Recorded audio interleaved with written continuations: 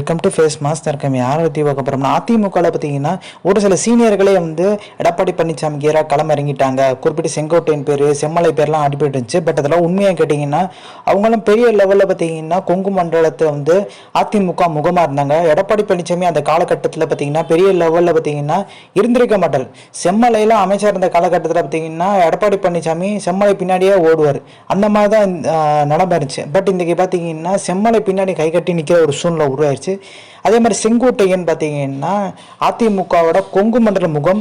So MGR, Jayalalithaa எல்லா கூடயும் பார்த்தீங்கன்னா ஒர்க் பண்ணவர்.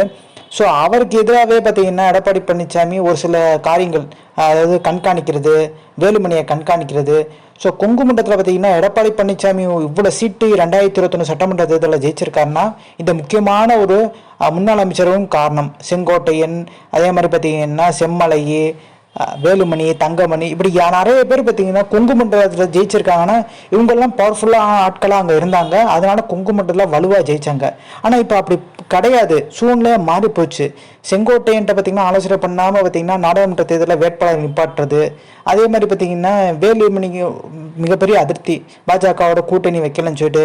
ஸோ இப்போ இந்த 2026 கூட்டணி இல்லைன்னு சொல்லிட்டு எடப்பாடி பழனிசாமி சொன்னது, இப்போ ஒருவேளை கூட்டணி வைக்கிற ஒரு சூழ்நிலை வந்துச்சுன்னா கண்டிப்பாக எடப்பாடி பழனிசாமியோட மிகப்பெரிய லெவலில் செல்வாக்கு சரிஞ்சிருன்றாங்க. ஏன்னா நம்ம தலைவர் மாற்றி மாற்றி பேசுகிறான்ற மாதிரி.